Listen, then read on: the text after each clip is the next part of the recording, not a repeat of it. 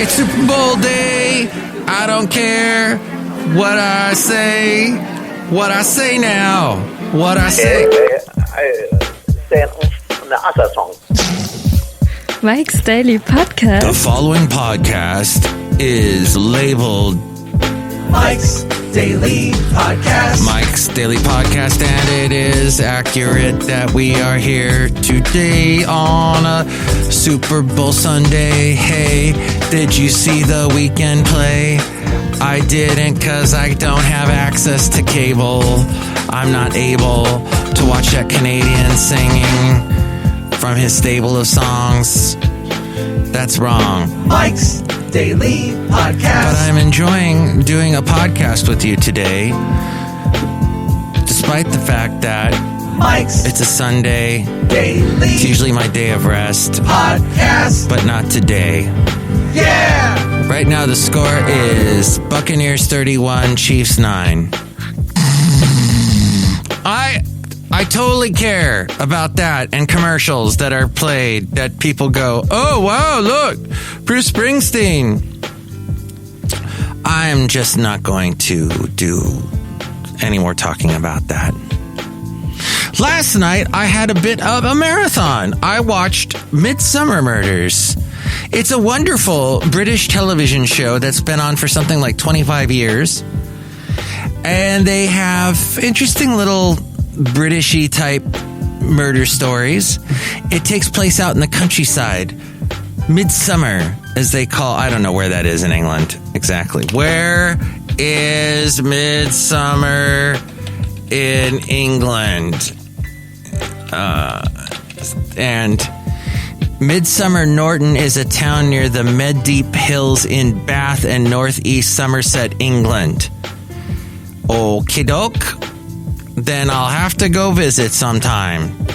So people get murdered, and it's little towns, and there's all kinds of gossip going on. And did you know there was an affair with so-and-so and so-and-so? And it's all exciting. And then it's supposed to be contemporary, so people are walking around with smartphones and using tablets and trying to be up on technology. And here's today's podcast picture. Yet they live in a small town. Oh, the weekend's medley of hits at the halftime show of 2021. I was easily distracted. I know you were with that long story about the whole Midsummer thing.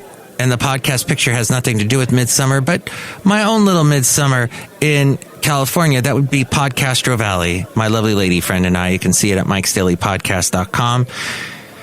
The Weeknd took the sole spotlight during the halftime show. His name is Abel Tesfaye. He stayed true to his, I'm just going to call him The Weeknd without the E at the end. That's right, Basil.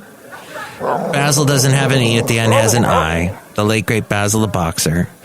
And right there where you see my lovely lady friend and I, Basil the Boxer and I used to go there all the time. And he'd go running around in this area, the big football field that they had for the school in Podcastro Valley. You're not supposed to let pets on the property of schools, but he's been gone for over 6 months now, and so I guess I could say I did it. He went there he trespassed, Basil did, and he did it with pride.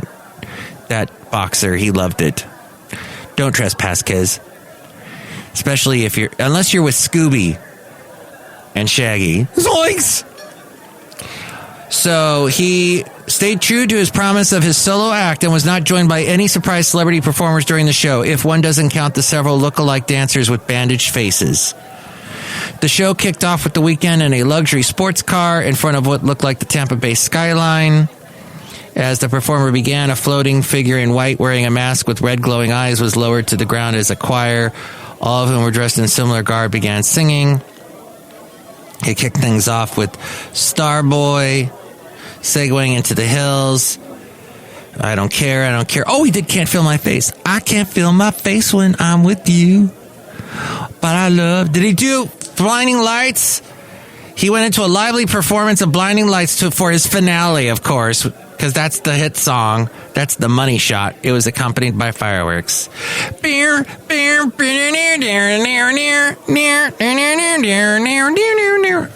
It's like Aha, everyone. It's sad the lead singer of Aha can't hit those high notes anymore. I'll be gone in a day. Ouch. Sorry about that. Hey, good to talk to you today on Mike's Daily Podcast. I have a couple tips for you, but first, I would like to say a few things about people today who drive badly. Now, I do that every show. Well, I'm noticing in the Bay Area particularly, no one's stopping. No one's stopping at stop signs. And I got a ticket for that, even though I did stop at the stop sign. But it was, I guess I stopped, and then immediately began going. I didn't stop and then rest for 2 seconds, which then the cop that pulled me over told me that's what I was supposed to do. So, I get caught for everything that the rest of you do. I get caught for. The rest of you go flying through stop signs. What the heck? That's all I got to say. Hey, how's this for irony? While it's a parent's obligation to protect their children, kids tend to know more about tech than mom and dad. Or mom and dad, including how to navigate the internet. Understandably, many parents feel helpless because of this digital divide. But common sense, smart software, and parental controls can help protect the ones you love. No one solution can do it all, of course, but collectively, the following tips should help. Make it a family affair. Yes, especially with young kids. Spend time together discovering the internet. The medium will be a crucial part of their lives, and experts say it's key to start on a positive note, bookmarking exciting websites to revisit, looking up information together, watching videos, and playing games. Location. When they're ready to browse by themselves rather than playing an internet-connected computer in a young child's room, keep it in a central location in the home, such as a family room or a highly trafficked area. Kids can feel independent while surfing online, but not be alone in their bedroom, where bad things happen. Monitoring software. Yes, Big Brother. Whether your kids are on a computer, phone, or tablet, software exists to filter out inappropriate websites and prevent sharing too much on social media. With smartphones, there are built-in apps that can monitor a child's whereabouts through the device's location info. But you should probably first discuss these tracking tools with the kids. Do you know, I have this beard I've been growing lately as we go outside a cafe anyway. We're bringing Mike's Daily Podcast somewhere in Podcastro Valley 10 today. And I went to trim it. I got this little thing that I've had actually for over a decade now. And it's got this, it's like a little electric razor trimmer thing.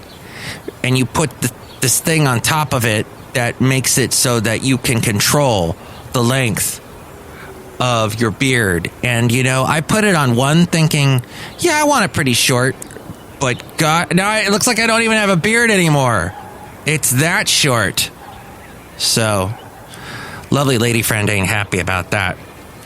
Conversations matter. So next time I'll put it at 5. Because it goes up to 9. Tweens and teens are accessing the internet on portable smartphones, tablets, and other devices, and parents can't always supervise their activity. So it's important to have frank discussions about staying safe online. Topics can include not oversharing on social media, because once the toothpaste is out of the tube, you can't put it back in. There's a brief second where you can, if there's still enough suction and the paste isn't all the way out, you can still kind of suck it back in, but generally not. So once it's out, it's out. And the teenagers need to do that. Need to know about that. And you need to speak up against cyberbullying. And remember, you can set limits on the amount of time children spend online, whether it's on a computer or a video game console. Parental controls let you set restrictions, such as allowing only 3 hours a day, Video game consoles can be set to only play age-appropriate content. Plus, parents can disable features like chatting online when multiplayer games are being played. Remind your children that they should never meet online friends in person. Online friends might not be who they say they are, just as you wouldn't get in a car with a complete stranger danger in real life. You should never agree to meet someone face-to-face who you met online. Thank you, Costco Connection, for that information.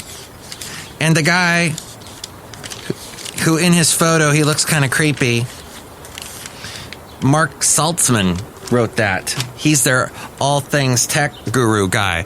Oh, speaking of tech, once upon a time, in the Democrat Party, there was a lot of this going on. Republicans saying to Democrats, oh, all your entitlements you want to pass. You are just creating a victim mentality. All these people that want to help, that want a handout, they're just going to be living in this victim mentality. And they're always going to be needing, and never standing up on their own, never standing up for themselves. Republicans, you need to listen to what you were telling the Democrats. Because lately, with all of this, the big tech bugaboo, the big tech hurt me. The big tech took me off of Twitter.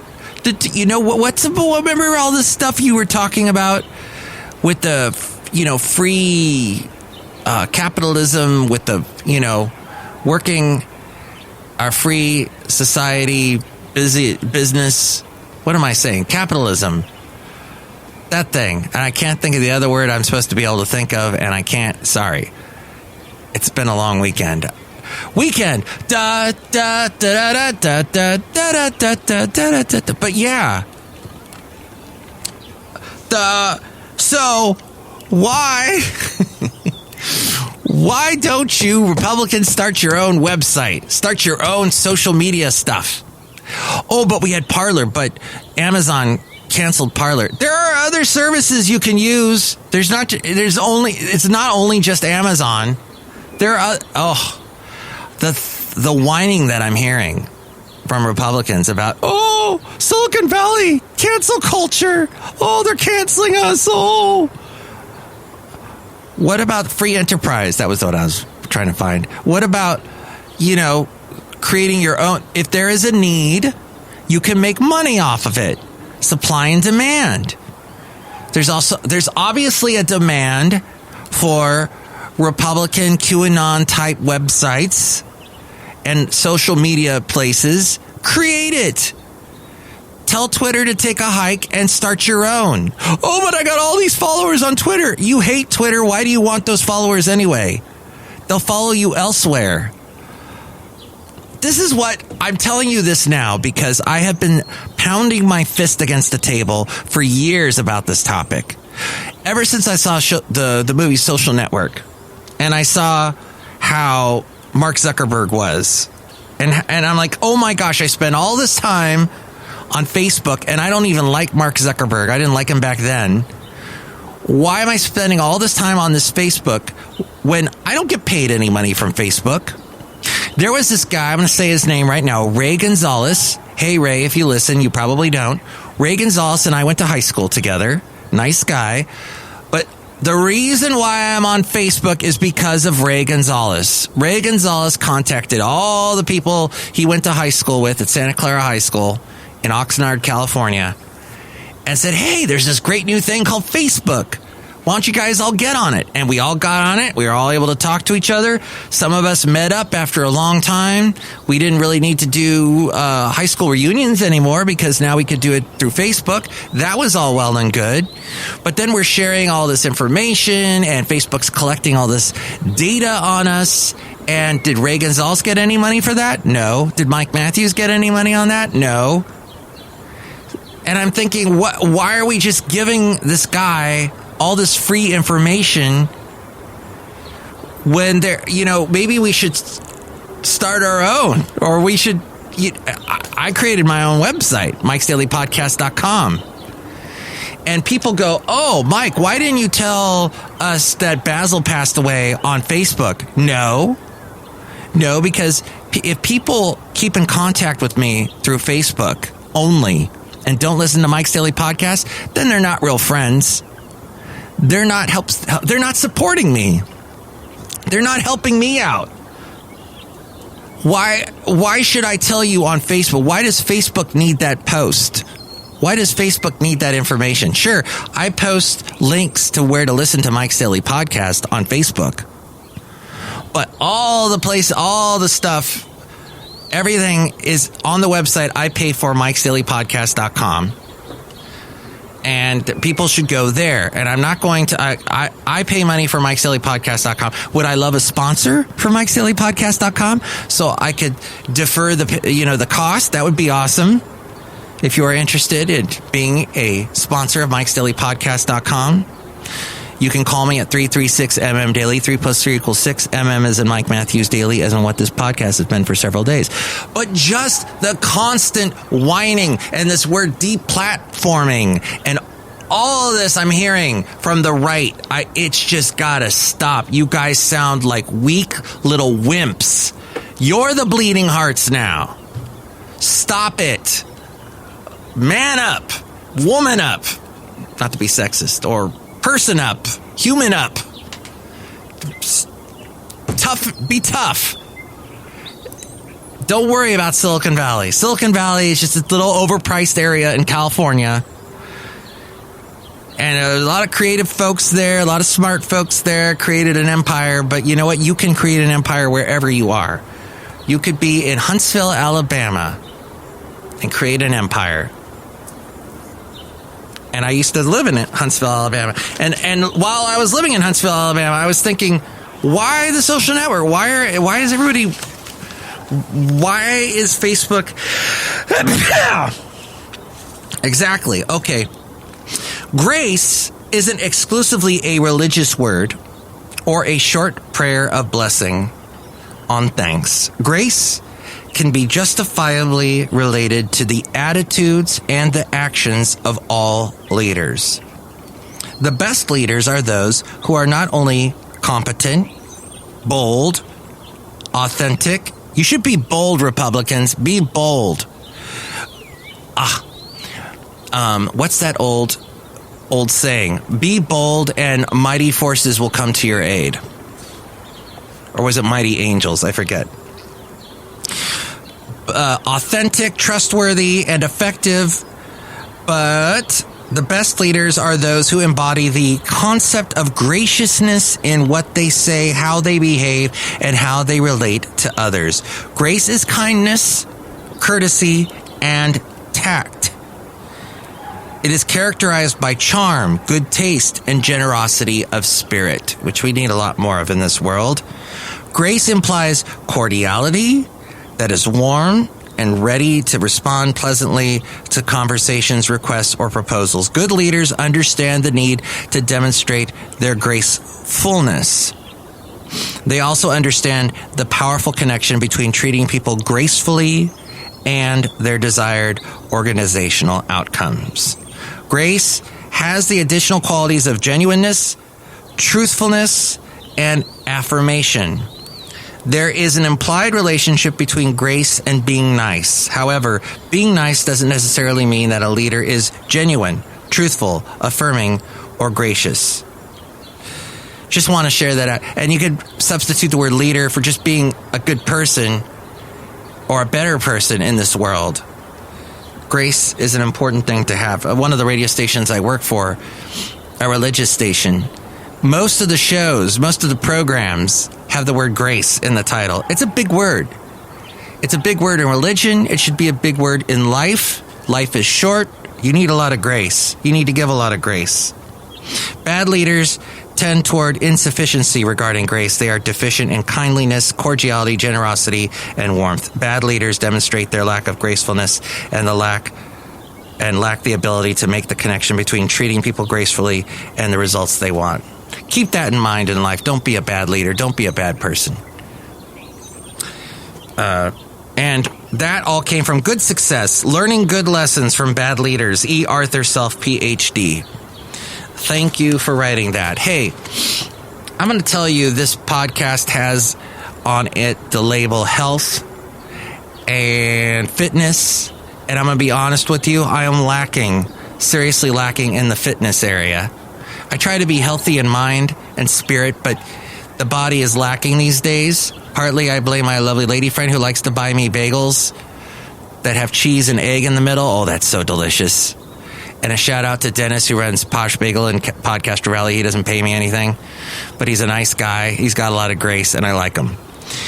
Here's the thing is you have to watch it with the carbs, with the cheese, with the egg. Have a lot of fruit, have a lot of vegetables. Max out on the vegetables. We talked about that the other night with lovely lady friend. Lovely lady friend dropped an F-bomb, but it was the fandango word, not the other bad word. And so she said fandango to the fact that I can't eat carbs. I love carbs. I love rice. I love potatoes. But, it's kind of hard to break the habit of that. Hey, we're outside a cafe anyway, somewhere in Podcaster Valley. 10. Let's say hi to some folks that are joining us right now.